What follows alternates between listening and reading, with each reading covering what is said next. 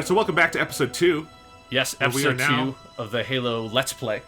Where we are now on the planet thing Halo. The ring world of Halo. You know, they didn't steal that from any sort of science fiction novel called The Ring World at all. So yeah, we're on level 2 of Halo. In the video game Halo, on the Halo. This level is named Halo, and it's very confusing when you're talking about it to people. It's a very good level. It's maybe the second best level in this game. Just behind level 4, the Silent Cartographer. But yes, so continuing on from the Pillar of Autumn, where we were stuck on the ship in tight corridors, you see here already, it's a big, wide open space, which in 2001, I found this really impressive, because I just had never really played a game that had vistas like this, that had this sort of, and this Banshee's interrupting me as I'm trying to speak. No, but I know what you mean, and I came to this game a couple years later than when it came out. But as I said, I played it on the 360, not the original Xbox. But I felt the same thing you were talking about just now. Yeah. That it is so open and it is so big. And look at these graphics. These are the original graphics. Those are beautiful. Yeah. Like I know, you switch to the new ones and they look nicer in some ways. A lot more effects going on there, but I think the simplicity of like the blue sky and the stars and the way that Halo extends up and is a persistent image throughout this part of the game that you can always look up and orient yourself with the Halo is a fascinating thing. Yeah, so it's just a good example of an early Bungie skybox that is very effective, and just the whole game breathes, in this moment, because you start out stuck in that little escape pod that looks very much like the Pillar of Autumn, and then you step out into this nice green world with all these nice trees, water, and waterfalls over there. But the Covenant do drop in pretty quickly, so you kind of have to move through, and there's going to be another Banshee somewhere around here that's going to try to get us. The first time I ever played this level, I started by going over to that waterfall. Yeah. And is there an overshield over there? Or what is it? I don't remember. We can go check it out. Because I usually just kind of don't go over there because that's not the way to go. And there's no reason to, but the first time you play it, you don't know. Yeah, so let's actually just jump down here. Take some fall damage. Ow. Not too much. Not too much. The Chief is, he's a sturdy guy. He's Spartan 117. Got that gel layer. Yes, the gel layer that they tried to lock in. That is their weird explanation of how the Master Chief survives jumping from like a spaceship through the Earth's atmosphere and landing on Earth at the beginning of Halo 3. It's all just the shock layer from the gel layer. What is the gel? We will never know. But I want some. The gel. Yeah, it's very effective. So I don't think there's anything over here. There isn't? Other than Okay. it's a pretty waterfall. Oh, that looks really nice. Yeah. Yeah, water effects are something that definitely improved with time. Yeah, improve a lot with time. You can see here, nice running a lot of water on the anniversary graphics. Because it is pretty much the Halo 3 graphics, as you were saying earlier. Yeah. So let's go through. Let's go back up where I was. Nice sun. You can see the planet Threshold, the gas giant, where there's a couple of levels in Halo 2 that you're kind of in orbit around there. While we've got a quiet moment here, and Yeah. we're getting back to the enemies, one thing I wanted to ask is, we're playing this on the Master Chief Collection, which means it's at 60 FPS. Yes. And of course, in our childhoods, this game was always at 30. Wow. What does that change for you in this game? Honestly, I don't really notice it that much. Like, I do appreciate higher frame rates, and obviously 60 frames per second is way more ideal than 30 frames per second, but I think Halo, since it always ran at a very good 30 frames per second, unless you were doing something completely insane like blowing up 500 grenades or drowning the world in blood, it ran really well. And so I don't kind of notice it that much, but obviously I think it does help like kind of line up headshots and stuff like that a little bit easier than it was when you were originally playing the game in 30. Well, and it's an interesting thing because the one game from the original run of Bungie Halo that they have not brought back and remastered on the Xbox One is Halo Reach. That's true, yeah. But you can play it on backwards compatibility.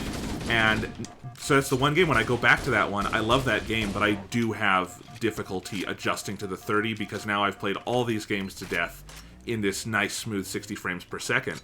And for me, more than anything, it's just appreciating the graphics because all of that looks so much nicer. But it is something where it's very hard for me to go back to the original versions. Microsoft actually did just put up all the original 360 titles on backwards compatibility, so you don't need the Master Chief Collection to play these, and it would be a fascinating contrast, because you might not notice it as much while you're playing it, but if you tried to go back, it would just be a little bit of a whiplash. I mean, back-to-back is definitely where you notice it, but when you're just sort of like playing it in the abstract, it's hard to sort of pinpoint how the frame rate difference is sort of changing how you play. It is one of the very nice things I think 343 has done with Halo on the Xbox One, is that commitment to the higher frame rate. for sure. The commitment to storytelling, not so much. No, not quite. But we're not here to beat up on Halo 5. No, we're here to celebrate Halo 1. And take this down. Get these grenades.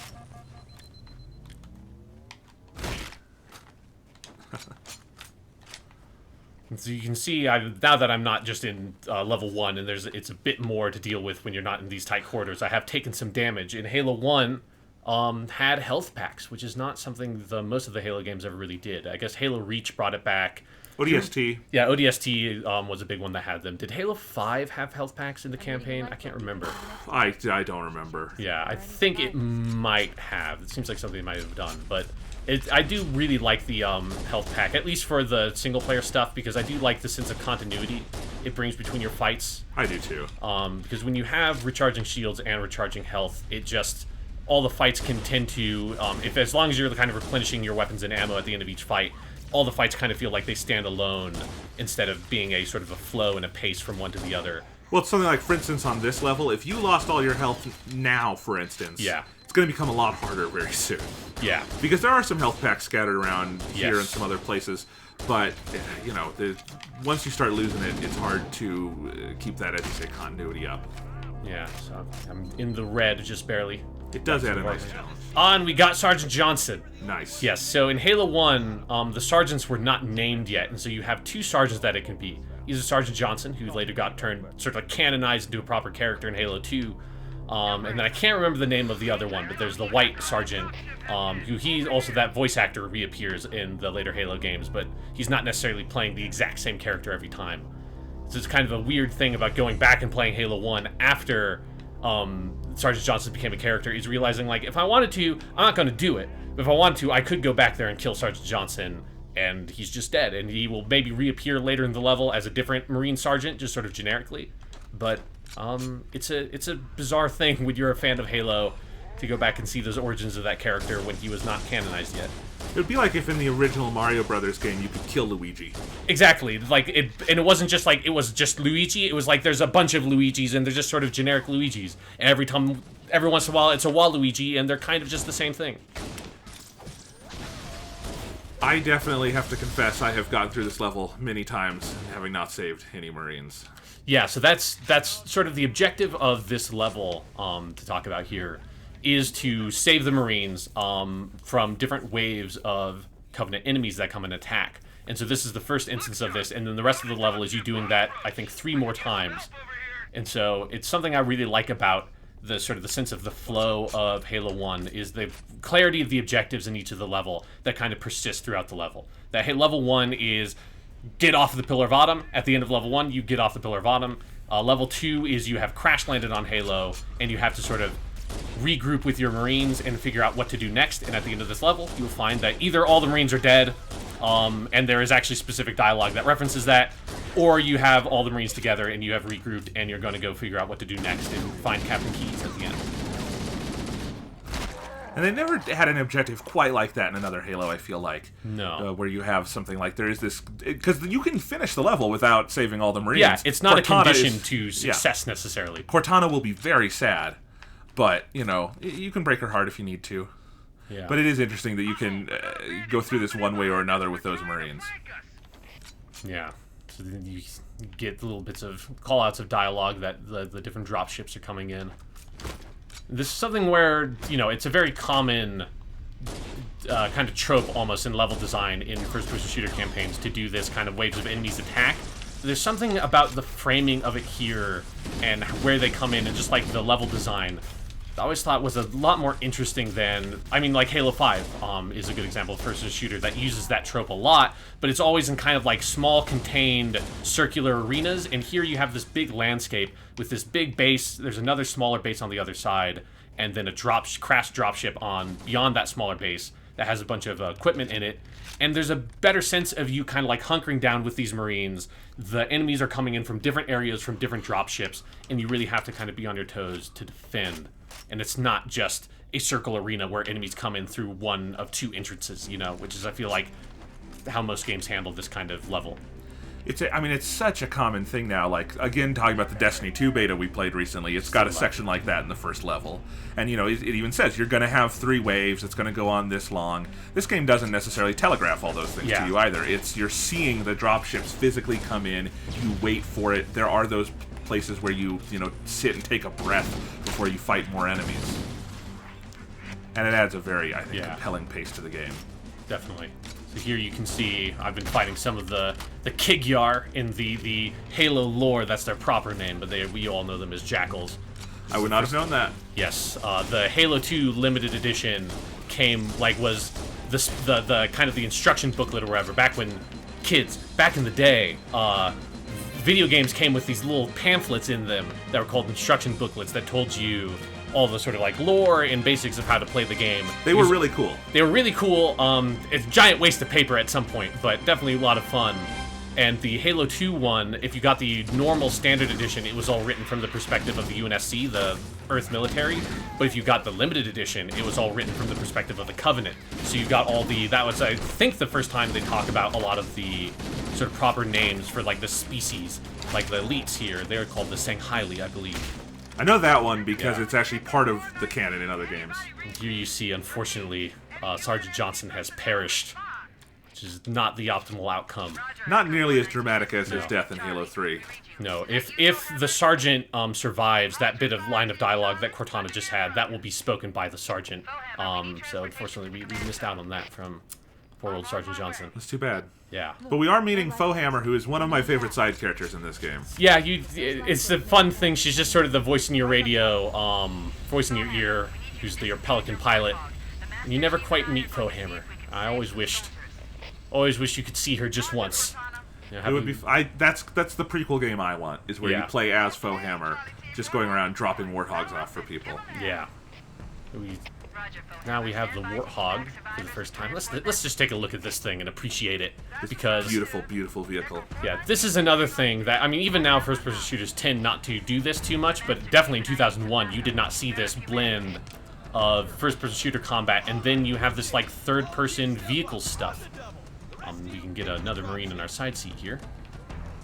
Well, the question of how to mix these perspectives is an interesting one at this point in game history, because obviously, at this point in like 2D games, sure, you might get in a car and drive around and there are different things, but this was all, you had that overhead view and it was a fairly, traditional POV for what a 2D game would be. But you have this in this one where you have to get out to third person to be inside the car. It also makes me think of Metroid Prime, released the very next year, how that has to switch with like the morph ball and things. Exactly. And that first-person games, often at their best actually have to incorporate third-person elements as well. We see that in a lot of games today. Destiny, another good example. Yes, yeah.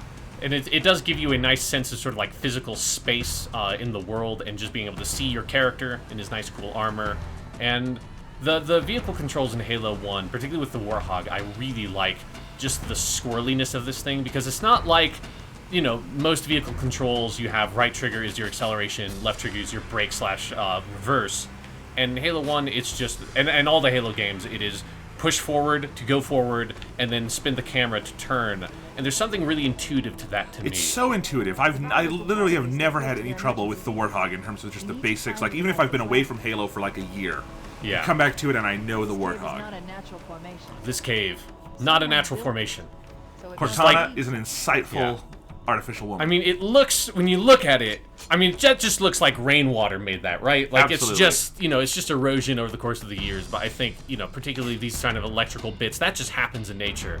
But Cortana, with her AI super intelligence, can tell us that, in fact, this was constructed by some sort of intelligent race, which I appreciate. While we're going through the tunnel, you want to talk about Cortana a little bit? Sure, let's talk about Cortana. We've heard her for a while now as the voice in our ear. Yes, voiced by the wonderful Jen Taylor, who is now also the voice of Cortana, the AI or like the Siri equivalent in Windows 10 devices and everything like that. She's less smart there than she is in Halo. No. Hey, Cortana. What did the fox say? Ring ding ding ding ding a ding a ding. Yeah. We're comparing Cortanas. But it is always fun to sort of, I have a Windows 10 PC and flipped it, but it's fun to just like get that little bit of Jen Taylor's voice kind of like weirdly processed at you. But yeah, Cortana is a really interesting kind of vital part of not just Halo 1, but most of the Halo games. And almost to the point where it feels like 343 Industries and the later Halo games are kind of shackled to her now in Halo 5 when maybe the story needs to go in other directions. But she provides this really interesting and valuable kind of component of Halo 1 of just kind of guiding you along and giving you that little bit of personality, to give you some context and to give you a sense of what's going on in the world, where you're going, why you're here, and why you're supposed to kind of care about some of this stuff, because she's this just kind of fun character that's with you along the way, is very wry, has a dry sense of humor, jokes with you, has some weirdly British dialogue in places in Halo 1 because it was originally supposed to be a British accent. Did not know that. Yeah, we will get to that in, I think, Assault in the Control Room is the first time you get some of that dialogue, which is very strange. But yeah, she's a really, I think, important part of how the Halo 1 campaign flows and works, and is kind of one of the harder elements to sort of define why it works as well as it does. Well, so much of the writing and the performance. One thing I would say is her function, like if you look at the script, is expository. Exactly. Almost purely. She is there to guide you through the levels and tell you where to go and tell you why things matter, as you said. But that's just her function. I think if you actually talk about like her effect on the player, it runs so much deeper in that. And really in Halo 1, they have not yet gotten to the point where they are turning her into a three-dimensional character and exploring her relationship to the Chief. You can infer some of those things out of this, but she is just the voice in your ear. But so it does come down, I think, to those things that you probably can't plan for when you're just setting out and making the game, which is the performance is going to be this good. The kind of relationship between her and the silent protagonist is going to have all these unspoken things to it. And it is a hugely compelling part of this first game, is getting to know Cortana basically through, not a standard mission. This is a pretty weird mission for the two of them, but a high-stakes scenario. Yeah. Got to beat these damn elites. It's always one of the hardest parts. Yeah, because they just kind of come out of that corner. Let's see if we can get up there. It's maybe a bit high.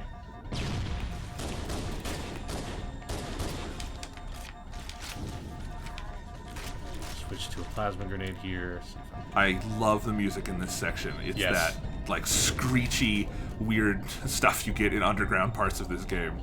Did my Marines take him out with the Warhawk turret there? Where did this guy go? I don't... Sometimes they get up there and hide and won't come out, but yeah, there he is. Over by the button. Yeah. Oh, you bastard. What a coward. There you go. Right, there you can see just how ridiculously effective the plasma weapons are in this game. It's very unfair. That's why I don't like to use them that much on Heroic, but every once in a while, if they put you in a tight corner, you just gotta hose them down with some nice hot plasma. A little bit of... make our little light bridge. Hard light bridge, I suppose, technically.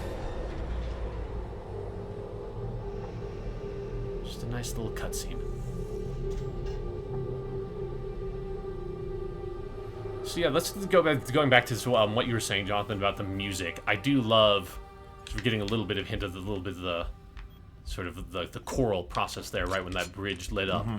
But it is a incalculable part of just how much of the tone and feel of Halo is from Marty O'Donnell's music, and it's not just the big sort of Gregorian chant at the kind of the loading screen and everything that's the main theme. It is the little like emotional or like tense bits there of just the weird, like Halo 1 in particular has a kind of a strange soundtrack. It's just the weird, just like little kind of small moments. Halo 1 has, all the Halo games do, but I think of this with Halo 1 just because we're looking at it right now, one of the closest connections to me between the visual atmosphere and the music. Yeah. Where if you're at all like synesthetic, and you kind of see music when you hear it, with Halo 1, the music sounds like the image looks, and that's a very hard thing to explain. Right. But like the blues and kind of the metallic kind of structure of a lot of Halo, when you're in those areas, his music sounds like that. It gives you that kind of feeling. And it's something I've always, you can turn on any piece of music from Halo 1 to me, and I can tell you probably where you hear it in the game, because and it's not just from playing it a lot, it really does evoke those things so beautifully. And of course, Marty O'Donnell would continue that throughout, to where I think you and I, Sean, have gone back and forth on what is his best Halo soundtrack. Yeah. Because they're all absolute masterpieces. Yeah, and his music definitely evolves tremendously over the course of the series, because, like I said, Halo 1 and Halo 2 also have, like, some really kind of strange tracks that have a lot more kind of electronic stuff they got a bit away from in Halo 3 and Halo Reach. And then Halo 3 ODST is this sad little jazz album. We're very bluesy. Yeah. And here you get, like, some of this very triumphant horn music and the kind of the driving strings, because we're in the sort of the second phase of the mission, which this is a really interesting part of this level, that it's kind of this little tiny open world, that there's a number of different directions I can go. I can go over there, I can go over there, and I can go through here, and then there's also a crashed drop pod over there that we're going to go to later. But you basically have these 3 objectives. They don't spell this out for you. They just kind of say when you come up through this area that there are other Marines that have dropped down here. But there's no waypoint or anything specifically telling you that, like, this is objective A, that's objective B, and that's objective C. You just have to go, like, naturally drive through here, and some people go over there first, some people go over there first. I tend to come up here first. You know, you have this nice little river and everything. I feel like kind of drawn up this way most of the time when I play this game. But it is, you can tackle any of these objectives in any order you want, and it's that little tiny extra bit of freedom that, again, especially when this game first came out, felt really different and really special to me. That sets this level apart so much from the Pillar of Autumn, where that's not really a component of the first level at all. The first level is so straightforward, whereas here, you're not just like fighting enemies in large open spaces, you're choosing the order of the sort of spaces that you're going to fight in. Going back to the music for a second, Yeah. you were talking about, it is a testament also to the technical, fundamentals of the music in this game, that Martin O'Donnell's music has that forward propulsion, like those horns you were talking about, and that sense of, grandeur to it, even though, as you say, you can go in any order in this part of the level. It's very big and open. You might go around and explore a little bit, but those loops and the way it kind of comes in and drops out and will come back in, it was a real breakthrough at the time. And still, has been done very well since. I think Doom is a great example of looping music in a first-person shooter. Yeah. But the way it was a breakthrough in these early games with Martin O'Donnell was incredible. Yeah. And then also, it's something that I like that you can notice here is with the music, that there isn't any. Right. And that Halo has quiet moments where the music goes out. And there are lots of games that, for some games, I think having continuous music can work just great. Like the game Nier Automata has mostly continuous music throughout, but there's such a diversity to the music that it works there. Our favorite games ever, Persona, never shut up with the music. But for a game like Halo, I think keeping your sort of the tension, sometimes just having these quiet moments where you can hear the drop pod engines come down and stuff like that, and hear the gunshots, and not have it be drowned out by this like really kind of like driving big score, is important to creating a sense of tone and not just getting annoyed with the music, which definitely can happen in some games. What Halo 1 nailed so beautifully, like right off, this is not something they ever had to improve on. They were good at it from the start, is this mix of that cinematic kind of scope and propulsion and a video game-esque openness. You know what I mean? That it has both of those things. And some of that is you have to be able to shut the music down sometimes and let it rely on the sound effects, and sometimes you have to let the music drive the pace. Yeah. But it is all combined in such a way that really does make it feel epic and arranged. Yeah. So here we have some of our friends kind of come up into these rocks. I really love this area. It's one of my favorites. Yeah, because there's just so many different ways that enemies can come up through here, and the fact that you're given this warthog that you can place wherever you want, that your Marines can basically operate as a standing turret. And there's a lot of fun stuff you can do with that. Like, you can get that warthog if you try very hard. I'm not going to do it here, but you can get it up all over the place. Like, you could get it up here if you want. I've definitely left it out kind of in the corner in the open and in co-op sometimes, and just gotten on the turret myself and killed them all while they're coming down from the ship. Although that is a somewhat riskier approach. Here I've got the sniper rifle from that drop ship that's down to the left. There. So this is the first time, well, depending on which order you go, each of the different areas, except for I think maybe the third one I'm going to go to does not necessarily have a sniper rifle there, but this is the first part of the game that you're introduced to the sniper rifle. Halo 1 sniper rifle is fantastic. Oh, it's a great sniper I do rifle. like the Anniversary Edition has a good looking scope, but it definitely has the sound effect and the bullet trail. Particularly for multiplayer, the bullet trail adds an interesting element of being able to sort of identify where the sniper is shot from. It's just pop like that. The echo on that sound effect is so satisfying, and the reload animation. There's a nice, like, kind of going back to what I was talking about with the melees. That each of the melees has a certain rhythm to it that you can count out, like 1, 2, 3. Like you can hear in the sound effect it does that. The reload animations also have very specific rhythms to them. That it's the same reload every single time, and there's a little bit of just like chuck, chuck, chuck, like that rhythm. It's just a small touch, but it so adds to the kind of like almost ballet feel to a lot of the combat in Halo 1 to me. That the later Halo games, as much as I love them, it never have like had that quality to them because the reload animations don't have the same kind of design to them. The melee animations don't have the same sound design to them. Although the sound effects in Halo, that is one thing that has never diminished. They have always had first-in-class sound effects. And I remember watching all those documentaries back in the day where they talk about how they made these effects. And, you know, just going out to shooting ranges and getting some of this stuff. It's crazy. Yeah. Wow. There are so many satisfying ways to kill grunts. Yep. If I can just... Not working. Oh, there you go. There you notice, because I spent all my whole clip, something that Halo 1 does that most of the other Halo games don't, but lots of first-person shooters do, is it actually has different reload animations if you, for some of the guns, like the sniper, if you empty your entire clip. So we'll look at it again where he pulls the slide back, and it's a nice little detail that I wish the other Halo games did, because I always think it just adds a nice little element. Like that little last bit, he does not normally do that when he reloads the sniper if you do not empty the full clip. Still does not explain where the extra bullets go. No, yes, obviously the logic of it is wrong. And then also the logic of the assault rifle reload animation, the next time I find an assault rifle, you can point it out. The logic of how that mechanically works, if you understand some of the physics of how guns work, it's never really made sense to me, the process he goes to reload that gun. We'll talk about that later. I'm just gonna pop I know these guys. nothing about guns other than what I've learned in video games. I mean, that's basically true of me as well, but it turns out that you can learn a lot about guns if you play enough Call of Duty games. That is true.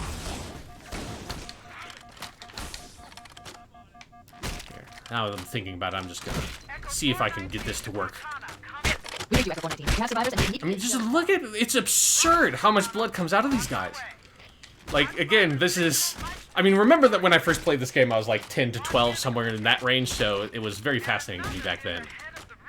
Also, you can see, like, it puts on a very different effect when you're using the anniversary graphics. It's very dark. But here you get these nice shades of blue in the middle, and then on the outreaches of the sort of the crisis area, let's call it, you just have that kind of lighter purple. But you can see it now. You can see the frame rate is getting there. And just imagine, because this runs at 60 on the Anniversary Edition, just imagine on the original Xbox when this game runs at 30 frames per second. You can just destroy this game by doing that for a long amount of time. And it's just a weird oversight. I don't understand why they programmed the blood effects to work that way. I also don't know what I was doing how I first discovered that. I'm pretty sure I was playing co-op, because I remember like playing with my friend Kurt and just being like, Kurt, come over here. Look at this. This is crazy. Look what I have done. Look at what I have wrought on this world. See, this just feels to me like something I have always known, and I don't remember when I discovered it. Yeah, it is. It's pretty ridiculous. But that poor creature that I have just utterly brutalized in the corner, going back to the Jackal, because we kind of like addressed that they popped up but didn't talk about how they work. I'm also kind of trying to find my Warthog here. There it is. Is that they do... I really love the Jackals. They had such a different sort of pace to combat encounters where they are this nice middle ground between the Grunt and the Elite, where the Elite have, you know, a lot of health and they can do a lot of damage with their plasma rifles, and the Grunts have almost no health and do almost no damage with whatever weapons they have, and they're basically fodder. And the Jackals have this, like, they're kind of like a glass cannon, because in this game they will charge up their plasma pistol bolts, which Grunts do not do in Halo 1. And so if they hit you with that, it will completely take out your shield, and if your shield is gone, you can die in a couple of seconds on Heroic in Halo 1. So they are kind of dangerous if you just leave them be. But you can also take them out pretty easily if you can just get around them and melee them or hit them in the head or throw a grenade at their position. But you do have to kind of take care to take them out, because unlike a Grunt, you can't just shoot them, because if you hit their hard shield, they will not flinch, they will not take any damage at all. And the Jackals kind of only get harder from here on out. Yeah. In this series, because you got Sniper Jackals in Halo 2. Oh, yeah. Which are bullshit. I don't remember. The Jackals in Halo 3 are fine. In Halo Reach, they are your worst nightmare. Yeah.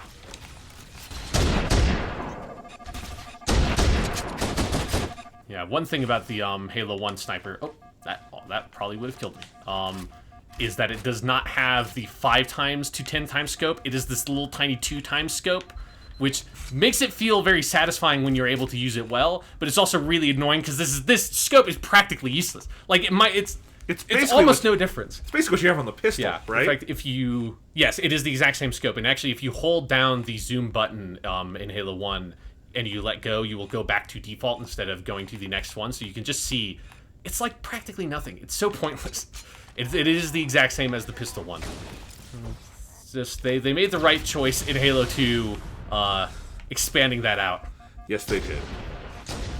See, right there, you're trying to hit that Yeah. sweet spot on that Jackal and get under its little hole in the shield, Yeah, which its you would little think the nubbin. Covenant at a certain point would realize that that is a definite design flaw, because the Chief has killed hundreds of their people through that little hole. To be fair, I don't get the impression that the Jackals have designed their own weaponry, and they seem like they're probably kind of assholes. So I don't know true. if the Covenant necessarily, like the higher-ups in the Covenant, want them to survive all the time. So we're saying everyone in the universe wants the Jackals to die. I mean, yeah, they just look like dirty kind of like alien bikers at some point. You know, they've got their little weird mohawks and their dirty teeth. At some point in the evolutionary chain, they were like rodents, I think. Well, I think they're technically supposed to be avian in nature, but yeah, I mean, Pigeons, then. yes, like pigeons. Like they're not like hawks or eagles or some sort of like really refined sort of avian species. They are not majestic. No, they're just these like dirty little gross birds. So here you can see, since I took out that one elite with my sniper rifle when I first approached, that grunt and his other grunt buddies were fleeing in terror, which is a nice little kind of scripted AI behavior that the grunts do. That gives you a good strategy for if you're tackling a group of these enemies at once. If you take out the elite first, it basically incapacitates the grunts for about 5 seconds. And you can just kind of mop them up. They are little cowards. They are. Whap! They're very fun to hit in the face with your pistol. When do they become kamikaze bombers? Is that in this game? Halo 2 introduces that okay. behavior, I believe. Where they run at you with plasma grenades. Yes. I like that like as a canonical evolution, where in this game, you know, someone gave them a talking to, like, you're running away too much. Here, just take these plasma grenades and run at them. Yeah. Maybe they don't know what will happen. I mean, yeah, they don't necessarily seem like they're the smartest species in the world. Hey, there is a whole subplot in the novelization of this game Yes. about a grunt. It is one of the worst things you'll ever read, but it's there. That is true. But to be fair, it is one of the worst things you'll ever read, because the book adaptation of Halo 1, Halo the Flood, is probably the worst book I've ever read. But the grunt part is probably the best part of that book, so... No, it's the most interesting because it's not just a walkthrough from Yeah. game facts that they copied and pasted into a bound book. Yeah. If you are interested in reading the Halo books, do not read the second one. Like, read the Eric Nyland ones, and you're pretty good there. Do not read Halo the Flood by William C. Dietz, I believe his name is. You know, if you're in a bookstore and it's there and you want to, like, read it a little bit for free and just see what we're talking about, you know, you won't be Yeah. any worse for wear. Just don't buy it and read the whole thing. No, do not buy it. Reports that the Covenant has located and secured the Pillar of Autumn's crash site. You were getting a Captain little bit Keyes was confused. alive, Sean. Yep. Hey, while Cortana is giving us some exposition, switch over to the other graphics for a second. Okay. This is the level that feels the most changed in a lot of ways. Because, like, the whole color palette is different Yeah, if you it's look here. sort of It's- got this kind of sunset color palette Yeah. in the new version. And I will say, I talked earlier about kind of the music sounding like the game to me. I feel a little less of that on Anniversary, just where color palettes have changed.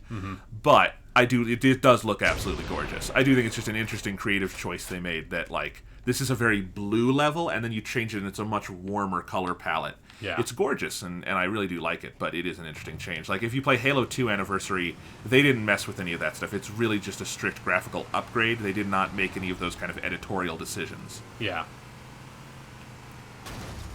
That's why this collection is great. You have infinite options. Yep. So here you get this little bit of dialogue that nobody survived this one. Poor guys. Yep. I've definitely been to this one. I forget about it more often than not, I Yeah. think, at this point. I always think about it because it's just I like in Halo 1 the little bits of extra dialogue you can trigger, which is, again, like, it's a lot of things that games do that all the time now. In 2001, it definitely was not something that you saw in every game, that there was a bunch of little extra bits of dialogue you could trigger all over the place. But this is where we're supposed to go. I'm gonna just, like, go appreciate the view down here. Because, again, it's one of the nice things about having this big open level, is that you have these little areas off the beaten path. There's nothing really here, but it just looks nice. You can... That does look, as you say, the water effects in Yeah. particular have gotten better. But looking at this, one of the things I do like is the kind of, it looks like a handcrafted kind of thing. Like, that's a JPEG blown up in the background clearly or something. Yeah, you know? those clouds. Would you zoom in with the sniper rifle?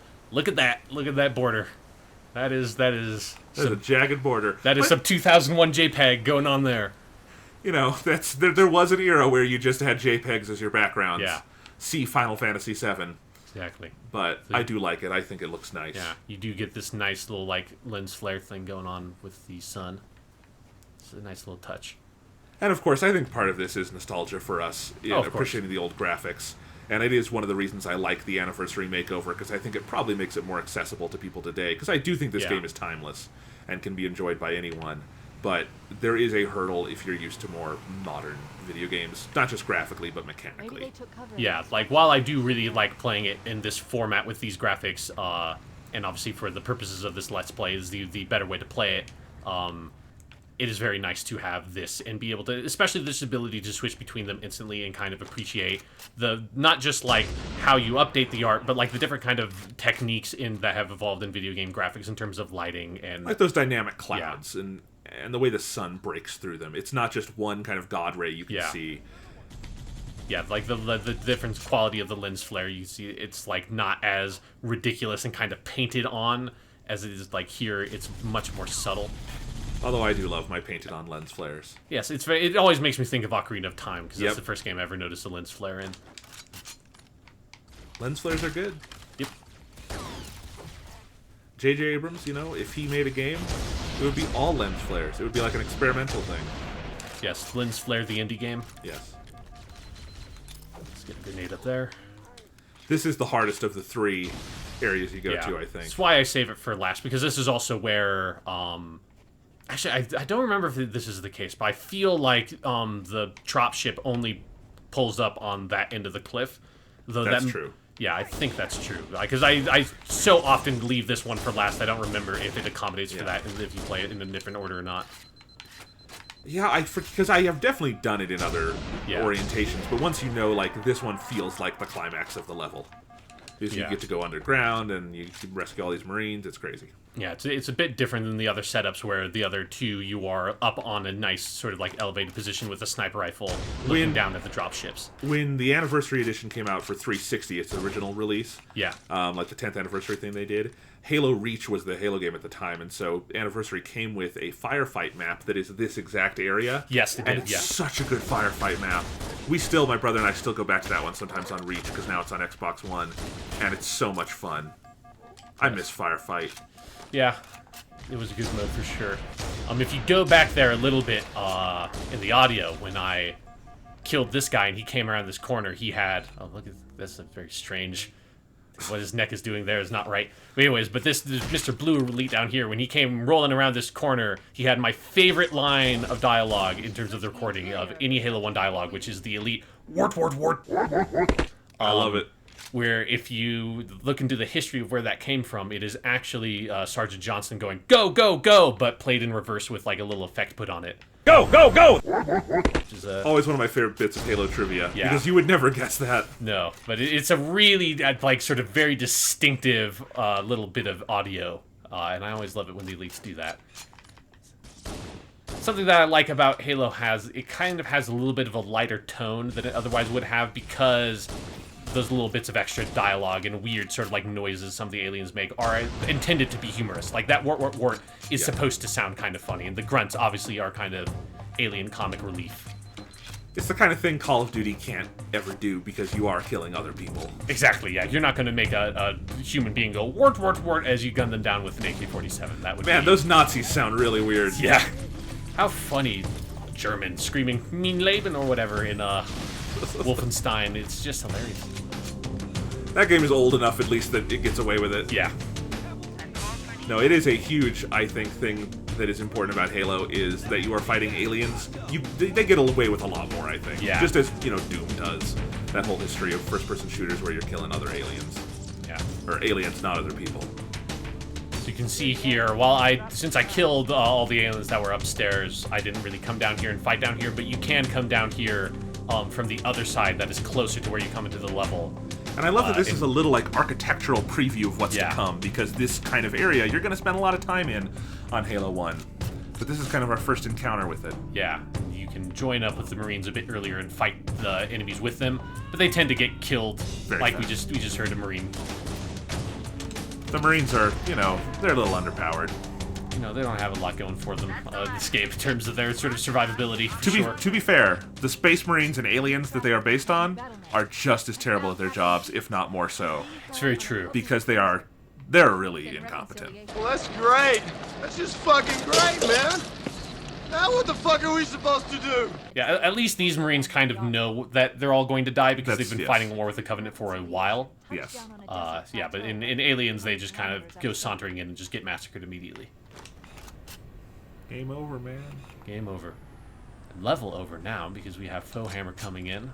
To pick us up. You have a nice little drop ship. So level 2, as you said, one of the best Halo levels. Yeah, it just has this really great open feeling. Again, I think the clarity of the objective is really important in a first-person shooter level, and the sense of progress that you're going through as you kind of free each of the different groups of Marines and get them lifted up on one of these Pelicans and going out there. And then at the last level, you join them and get up, and we're going to go figure out what happened to Captain Keyes, because In one of the longest levels in video game history. Coming up next is going to be Truth and Reconciliation, where we're going to go infiltrate a Covenant ship and find our good friend Captain Keyes and figure out what the hell this Halo thing is anyways. Indeed. See you guys next time.